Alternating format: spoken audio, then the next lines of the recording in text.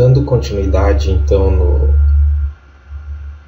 no vídeo, né, falando sobre a missão artística francesa, que nem o professor tinha comentado com vocês. Então nós temos a primeira escola real das ciências, artes e ofícios, né, que fora idealizada aí em 1816, então, por esses artistas que vieram para o Brasil a mando de Dom João VI. Tá, esses artistas eles vão estar trazendo como influência, né, as ideias da arte neoclássica. E aí, em 1826, você tem então a Academia Imperial de Belas Artes, né? 10 anos depois eles mudam o nome. Tá, então nós temos os primeiros frequentadores desta academia, né? Ou seja, artistas brasileiros que começaram a frequentar esta escola, esta academia, para aprender técnicas de desenho, técnicas de pintura. Então você tem uma arte que ela vai ser muito mais estruturada, né? Muito mais racional, em relação ao Barroco e o Rococó que estava acontecendo no nosso país no século anterior, certo? E esses artistas, eles foram, vamos dizer assim, muito mais realistas ao poder retratar, desenvolver os seus trabalhos, certo? E sempre com aquele caráter voltado para a estética, né? Com os cuidados que envolvem os princípios acadêmicos ali. Um dos primeiros artistas, gente, que o professor pode falar para vocês aí é o Manuel de Araújo Porto Alegre, tá? Manuel de Araújo Porto Alegre. Ele traz essa pintura Floresta Brasileira, né? 1853. O que nós podemos ver aqui?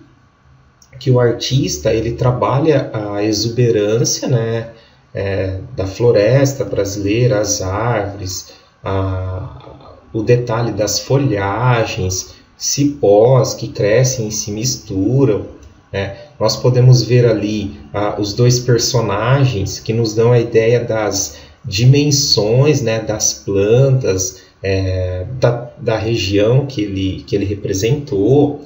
É um ambiente totalmente natural, né?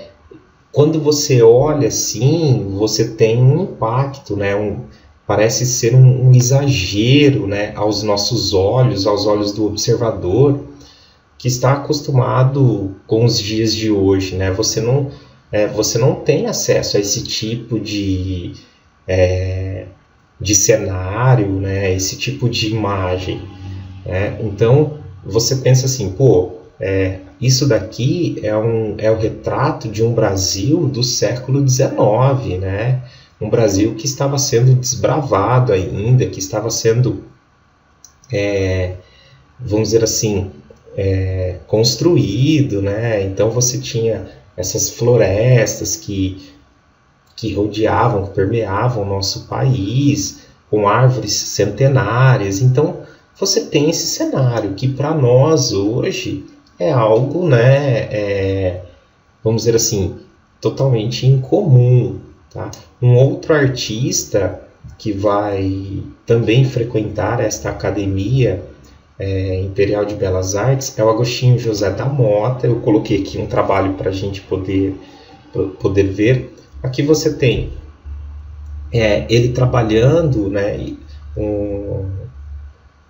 uma imagem onde ele toma o cuidado de representar aqui algumas flores. Você vê que as cores, a textura, né, o efeito com que ele trabalha, o formato, né, de cada uma, a cor de cada uma, as frutas que ele representa. Então você tem ali, parece ser um maracujá cortado ao meio, parece ser uma ameixa. Ali a gente não dá para definir ao certo se é um limão, se é qual é aquele outro elemento que ele representa.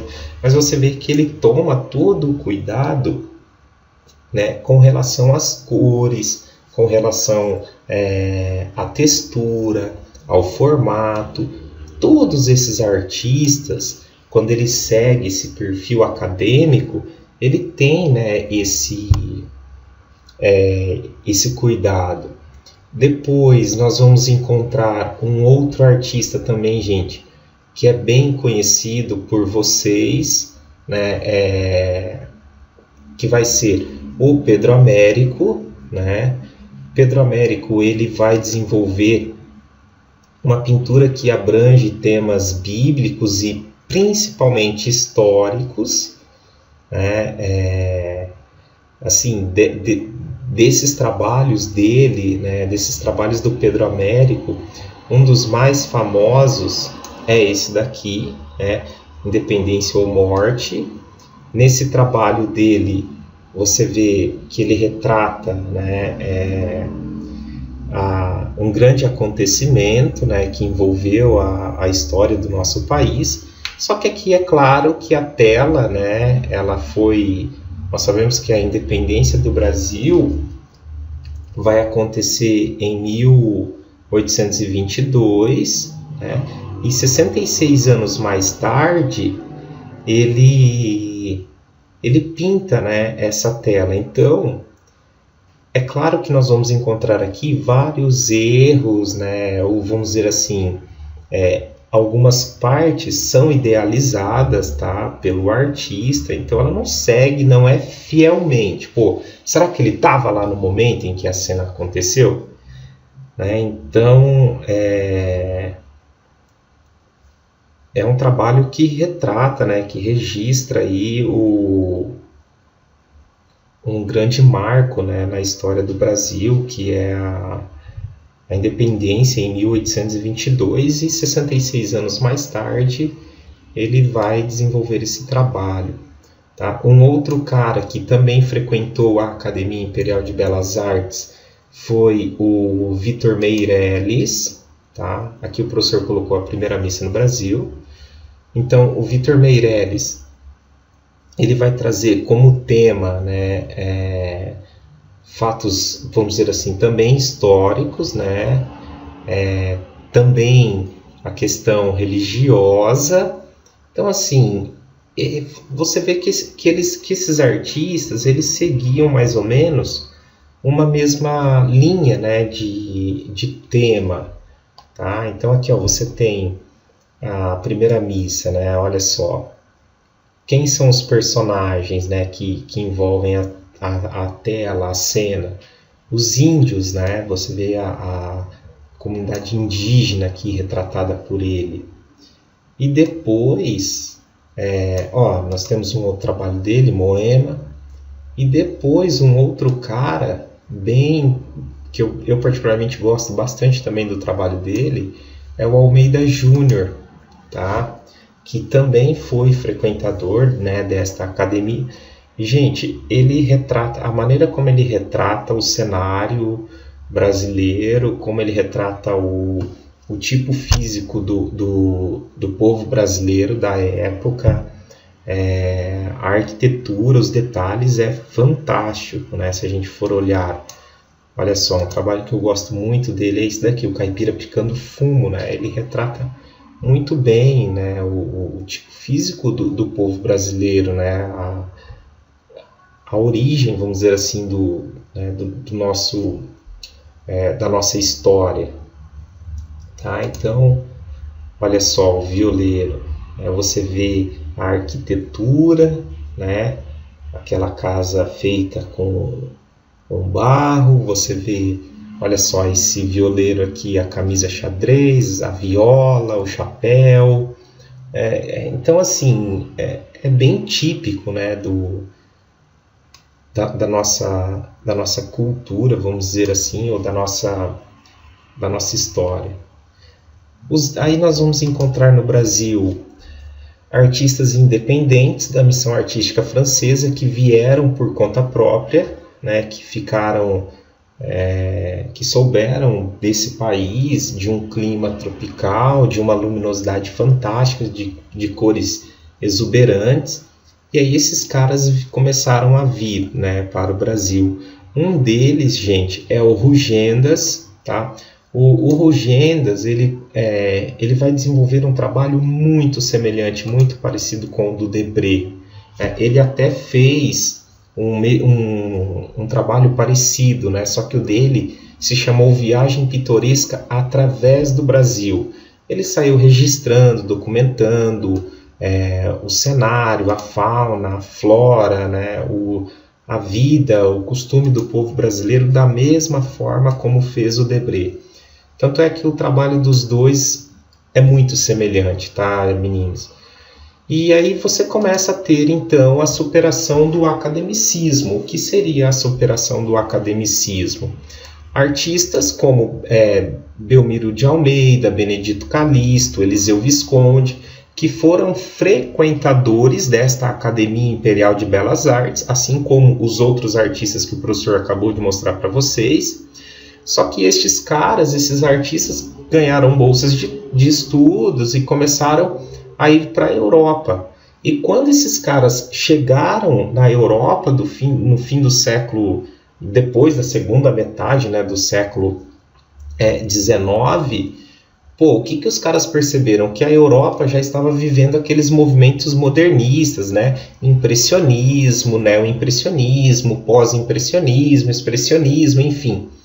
Então eles se deparam com isso e vão perceber que aquela arte neoclássica, aquela arte acadêmica, a Europa já tinha deixado para trás há muito tempo, né? Já tinham passado pelo romantismo, pelo realismo e tudo mais. E aí então o Brasil ele começa a superar esse academicismo ainda no século XIX.